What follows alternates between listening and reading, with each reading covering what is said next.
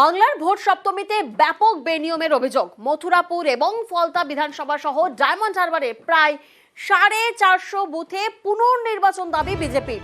কোথাও অকেজো CC camera, কোথাও বুথ জ্যাম, কোথাও রিগিং এর নালিশ। বুথের নম্বর ধরে ধরে কমিশনকে চিঠি পদ্ম শিবিরের।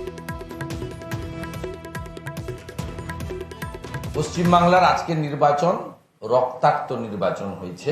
দলের কেন্দ্রীয় নেতৃত্ব এবং প্রার্থীদের সঙ্গে আলোচনা করে মেল মারফত ইলেকশন কমিশন তাদেরকে আমরা দাবি করব ডায়মন্ড হারবার লোকসভা ফলতা বিধানসভা কেন্দ্রের 260টি বুথের মধ্যে 230টা বুথে পুনর্নির্বাচন করা হোক। এর বাইরেও ডায়মন্ড হারবার বিধানসভা সহ বজবজ মহেশতলা বিচ্ছিন্নভাবে আরো শতাধিক বুথে ওই বুথগুলোতে পুনর্নির্বাচন দাবি করব। ক্যানিং পূর্বের অল্প কিছু বুথ আছে। যাদবপুর লোকসভা কেন্দ্রের ভাঙড় 1 নম্বর ব্লকের একটি গ্রাম পঞ্চায়েতের বেশ কয়েকটি বুথ আছে। আমরা পুনর্নির্বাচন দাবি করব। পরাজিতের আর্তনাদ কটাক্ষ জয়প্রকাশ মজুমদারের। নির্বাচন কমিশন গতকাল স্ট্যান্ডার্ড দিয়েছেন যে নির্বাচন অবাধ এবং শান্তিপূর্ণ হয়েছে। আর নির্বাচন কমিশন আর যাই হোক তৃণমূল কংগ্রেসের নয় এবং কেন্দ্রীয় বাহিনীর দ্বারা নির্বাচন হয়েছে। এই এত বড় বড় কথা বলেছিলেন শুভেন্দু অধিকারী যে কেন্দ্রীয় বাহিনী কাউকে নড়তে দেবে না, কোনো ঘটনা ঘটতে দেবে না। হঠাৎ শুভেন্দু অধিকারী সেই মতামত থেকে সরে গেলেন কেন? এ তো পরাজিতের আর্তনাদ। দেখুন, এইভাবে হয় না।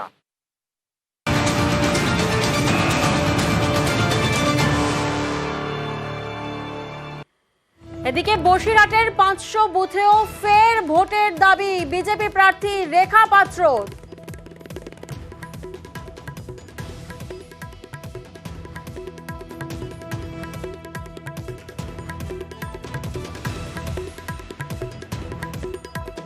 যে বুথগুলোয় ভোট হয়নি, যে বুথগুলো এখনো অব্দি এই অত্যাচার হয়েছে, আমরা পুরো ডিটেলস আমরা ইলেকশন কমিশনের কাছে দেবো। আর পুনরায় নির্বাচন হবে সেটাই আমরা দেখুন, আমার আশঙ্কা আছে 500-র বেশি বুথ আছে। সাংগঠনিক দুর্বলতা ঢাকতে চায় বিজেপি, কটাক্ষ তৃণমূলের। অবাধ গণতান্ত্রিক নির্বাচন হয়েছে। বিজেপি আবার পশ্চিমবঙ্গে একটা দল হলো, না আছে সংগঠন, তাদের এজেন্ট দেওয়ার ক্ষমতা। নিজেদের সাংগঠনিক ব্যর্থতা ঢাকতে পুনর্নির্বাচন চাই, অমুক চাই, তমুক চাই। অর্ধেক জায়গায় এজেন্ট দিতে পারেননি, তাদের সংগঠন নেই, কিছু নেই, তারা এইসব অভিযোগ করে নজর ঘোরাচ্ছে। এদিকে দিলীপ ঘোষের মন্তব্যের রাজনৈতিক তাৎপর্য। তিনি বলছেন গতকাল শান্তিপূর্ণ ভোট হয়েছে।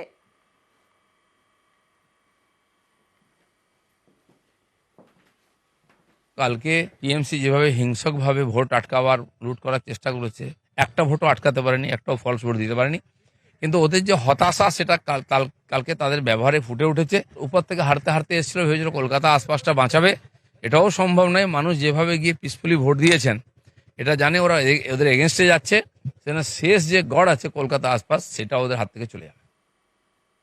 19-এর পুনরাবৃত্তি হবে 24-এ। এবারও সমস্ত এক্সিট পোলের রেজাল্টকে ছাপিয়ে যাবে বিজেপি, দাবি করলেন দিলীপ ঘোষ।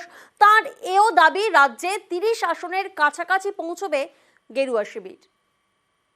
এক্সিট পোল অনেক হয়েছে, এ ব্যাপারে প্রথমেও কোনো সন্দেহ ছিল না যে প্রধানমন্ত্রী হবেন মোদী। 370 হবে কিনা বিজেপি, এনডিএ 400 পার হবে কিনা, এটা নিয়ে প্রশ্ন। কিন্তু ওইদিকেই যাচ্ছে গাড়ি। আমার মনে হয় যেভাবে লোকে ভোট দিচ্ছে সারা দেশে, এই টার্গেটও পুরো হয়ে যাবে। 19 সালের যে ইতিহাস আমার মনে আছে, সমস্ত এক্সিট পোলকে আমরা ফেল করে দিয়েছিলাম, এবারেও ফেল করে দেবো। কেউ 27 পর্যন্ত দেখিয়েছে, কেউ 25 পর্যন্ত দেখিয়েছে, কিন্তু আমাদের নেতা অমিত শাহ 30 আমাদের টার্গেট দিয়েছেন, আমরা তার কাছেই পৌঁছবো। গণনার আগে পরিকল্পিতভাবে তৃণমূলের কর্মীদের মনোবল ভাঙার চেষ্টা হচ্ছে। এক্সিট পোলের রেজাল্ট নিয়ে দাবি কুণাল ঘোষের। তার এও দাবি বাংলায় 30 থেকে 35 আসন পাবে তৃণমূল এবং কেন্দ্রে ক্ষমতায় ফিরবে না এনডিএ।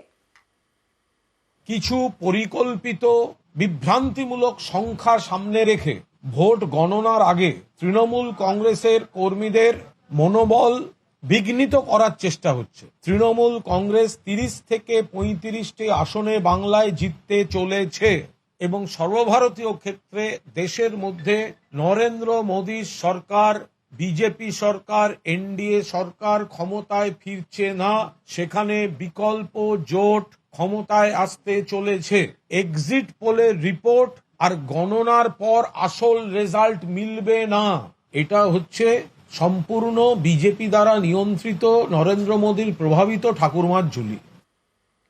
295টি আসন পাবে ইন্ডিয়া জোট। মল্লিকার্জুন খার্গের পর এবার দাবি রাহুল গান্ধীর। এক্সিট পোলকে মোদীর ফ্যান্টাসি বলে পোল বলেও কটাক্ষ রাহুল গান্ধীর।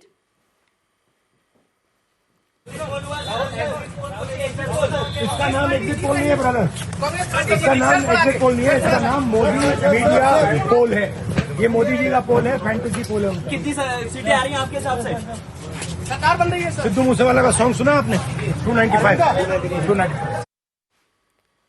সুকান্ত এনকাউন্টার হুঙ্কার। বিজেপি ক্ষমতায় এলে উত্তরপ্রদেশ ট্রিটমেন্ট হুঙ্কার বিজেপি রাজ্য সভাপতি সুকান্ত মজুমদারের। আমি কিন্তু পরিষ্কার এই গুন্ডা মস্তানদের বলে দিতে চাই যে বিজেপি ক্ষমতায় আসছে এবং বিজেপি ক্ষমতায় আসার পর বিজেপির কোনো নেতাকে ধরে, বিজেপির পতাকা ধরে, ঝান্ডা ধরে বিজেপিতে আসলে পরে কিন্তু বাঁচবেন না। উত্তরপ্রদেশ ট্রিটমেন্ট হবে, পুরো এনকাউন্টার হবে। দমন পীড়ন সন্ত্রাসের রাজনীতি বিজেপির পাল্টা তোপ শান্তনু সেনের। এই দমন পীড়ন এবং সন্ত্রাসের রাজনীতি থেকে মুক্তি চায় বলেই দেশের মানুষ এই লোকসভা নির্বাচনে এনডিএ-কে পরাস্ত করার জন্য ভোট দিয়েছে। সুতরাং সুকান্ত বাবু যেগুলো বলছেন সেগুলো আর করার সুযোগ তিনি পাবেন না। তার কারণ ভারতবর্ষে তার আগেই সরকার বদলে যাবে, আর বাংলায় মমতা ব্যানার্জি যেভাবে আছেন আগামী বহু বছর সেভাবেই থাকবে।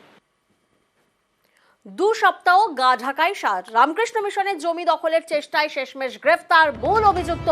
শিলিগুড়ি থেকেই সাগরেদ সহ পাকড়াও প্রদীপ রায়। পুলিশের অভিযানে 13 দিনের মাথায় সাফল্য, জালে মোট 11 জন।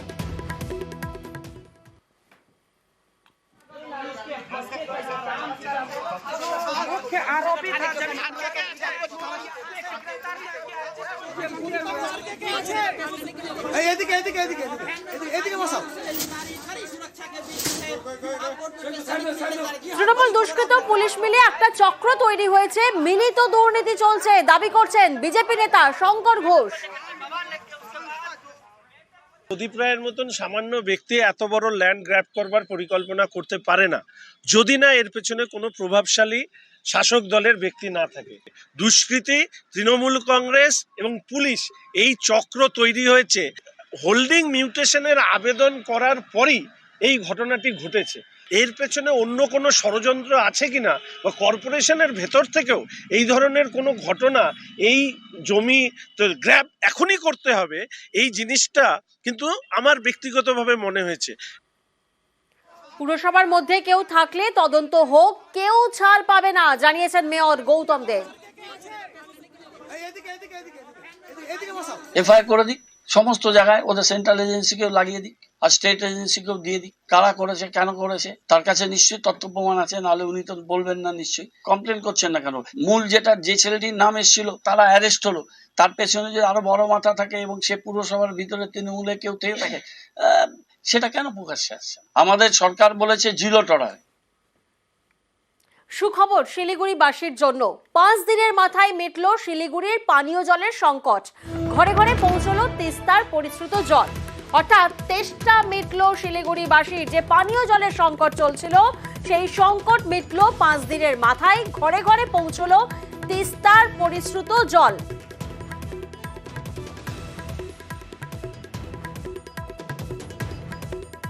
পরিশ্রুত জল সরবরাহ শিলিগুড়ি পুরসভার। প্রতিনিধি পার্থ এই মুহূর্তে আমাদের সঙ্গে রয়েছেন। পার্থ, তোমার থেকে জানার চেষ্টা করবো যে নির্দিষ্ট সময়ের আগেই পানীয় জল, পরিশ্রুত পানীয় জল পাওয়া যাচ্ছে, শিলিগুড়িবাসী কতটা খুশিতে?